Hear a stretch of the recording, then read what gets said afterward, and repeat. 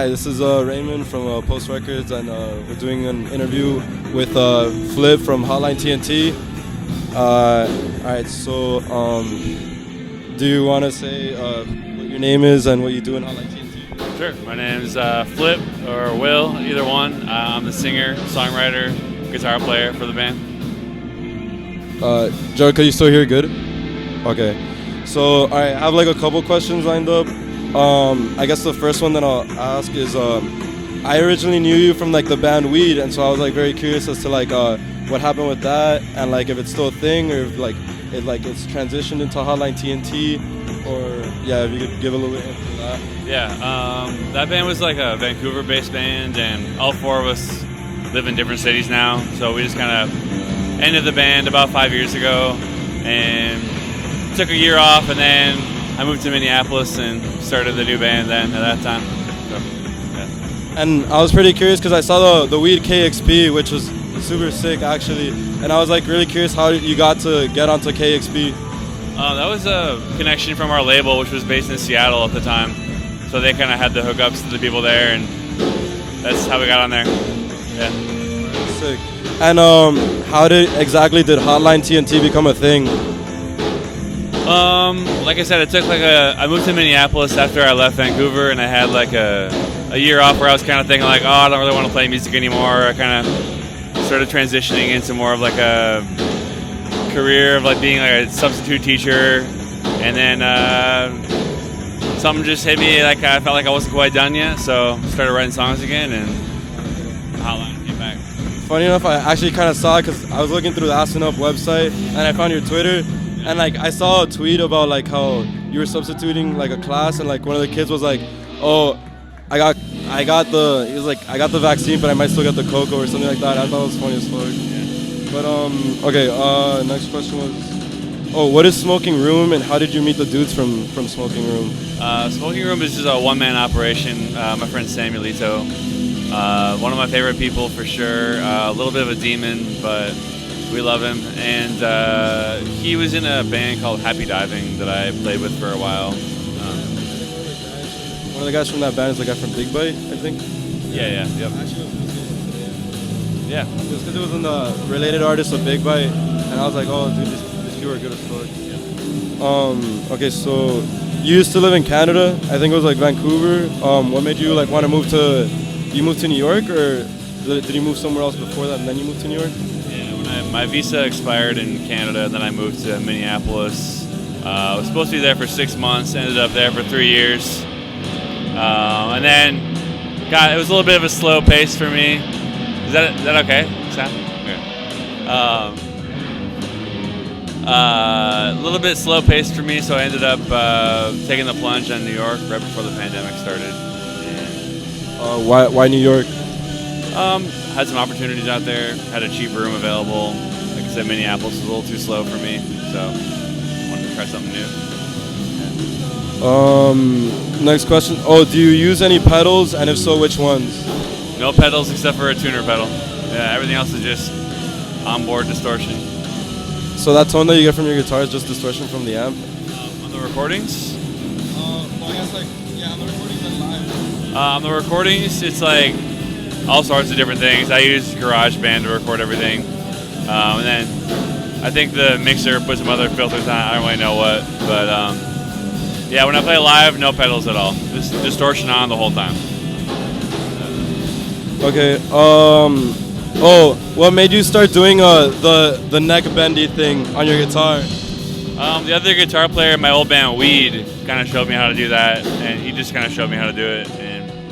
Yeah, I didn't really get a whammy bar, so. It's just funny. Like I have this my best friend Gabriel. Like we'd watch like a bunch of videos of like live bands and like when we were 16 or 17, and had a whole phase where we were doing that a lot, and like to the extent where we kind of got sick of it. And I don't know, that's just super funny because like I hadn't seen anybody do it in a while, and like when I saw the video of like you guys playing in like that little ski store, like it was just so funny. Like it was like a little like thinking back to like that moment. Yeah, it's fun. Also, where'd you get that Yamaha guitar? Just because every time like I would see that like in like that video where you guys are playing like in like a towing lot or something like that. Like like the first time I ever saw that guitar, I just thought it was sick as fuck. So I was wondering where you got it. I got it from a guitar store in Vancouver. It was called not just another music store. It's defunct now, but it was Main and Broadway in Vancouver. It's about $700, I think. Yeah. Yeah, I didn't know anything. I still don't really know anything about it. I know it's a Japanese Yamaha guitar. But How old were you when you got it? 19. Yeah. That's funny. 12 years ago. That's funny because well, I guess my next question was gonna be, well, specifically that the album is called 19 in Love, and like just to me specifically, it feels really triggering for like specific memories that like I have. So I was very curious as to like why you called it that and like what it makes you think of specifically. Yeah, it's just kind of about like when you're usually, at least when I was 19 years old and I experienced love and romance, it was very, very powerful emotion, and like a lot of the album is trying to get back to that mindset, and very dramatic and nostalgic, that kind of thing. I definitely feel that from the album. Funny enough, like I've been listening to the album a lot like the past 2 weeks, and like, you know, at some point like you start listening to like an album at a specific time in your life, and it feels like kind of encompasses like all the stuff that's going on at that time, and like the past 2 weeks to like a month that I've been listening to it kind of feels like that to me, which is just really cool because like I don't know how you're talking about how like it gives you like that feeling of nostalgia and all that. Like it's cool. Also, I was gonna ask that specifically at the end of the song Wire Transfer, you have a little audio thing that says this is the part of the record or tape we flipped it over to side 2, and I was wondering like what made you think of that, and also like if you're listening to the record on vinyl or tape, does audio come up as well? No, it's only the YouTube edition. That's my uncle talking. I recorded him. I think we were just getting together for something, and I had him record it. It's kind of a throwback to a Tom Petty CD. He does it on only the CD version of his album, Into the Great White Open. He has a similar little interlude. So it's kind of a nod to him. That's funny. And does your uncle make music or? Nope, not at all. He had no idea what he was doing. I just gave him a script and yeah. You just like went up to him and you're like, yo, are you down to do this? And he was like, all for it? It was a little convincing. I had to twist his arm a little bit. But, yeah. I had a funny anecdote about the fact that the album's called 19 in Love is that I looked at like the comments on like the YouTube video, and there was like someone that said, I am 19 and falling in love, I can't tell you what this means. And then someone else commented right under like saying good luck, and I just thought that was fucking hilarious. Like, yeah, I just saw that and I was like, oh, that's really, really funny. Like, I don't know. And what are your favorite bands that you're listening to right now at like this point in time? Right now, let's see, what am I listening to a lot? I'm really into this band called Wednesday from Asheville, North Carolina. What do they sound like? Kind of like shoegaze, but like with a kind of a country side of it. They're like, we just played a show with them in Philadelphia and kind of fell in love. Like, kind of like our two bands are like really close now. But how recently? 2 weeks ago we played with them, and then we stayed with them in Asheville. We played a show there, and they're just awesome people, and the music's really great too. That's sick. Okay, I think those are all my questions. So, actually, okay, I had 2 more. All right.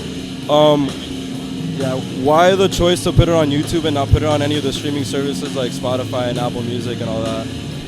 Just kind of like we like to. Well, it's all I guess me.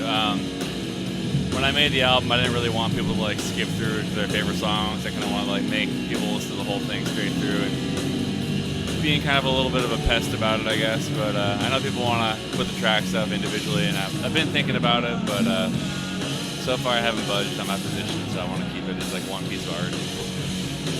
Honestly, funny enough, like I fuck with it a lot, and I like that you did that. And also, I noticed that in one of the videos, well, like the main video, you put instructions on how to put it on Spotify anyways. So I was like at some point I'd want to like go through the extent of doing that anyways, but like the recent times I've listened to it, I've literally just put it on like at home or at work in the background, and I kind of like really like that, so I thought that was sick actually. Yeah, no, for sure. Okay. My other question was, what is Assin' Up? Assin' Up is short for Association Update, so National Basketball Association. So it's like a fanzine I do about NBA basketball. So I'm a big fan of basketball, so I just write thoughts about it. I think I have the new issue for sale at the merch table. How much is it? $2. Fire. Okay, I think that was my last question. So I'll just like end it on this. Do you have anything planned for the near future for Hotline TNT? Yeah, we're doing a tour in Mexico in February. Also doing a European tour in the spring. Got a 7-inch coming out for that. That's about it. Yeah, more stuff soon. Yeah. Sick. Thank you so much. It was really nice meeting you, and it was great doing this interview. Thanks so much. You too. All right, sick. Okay. Dude.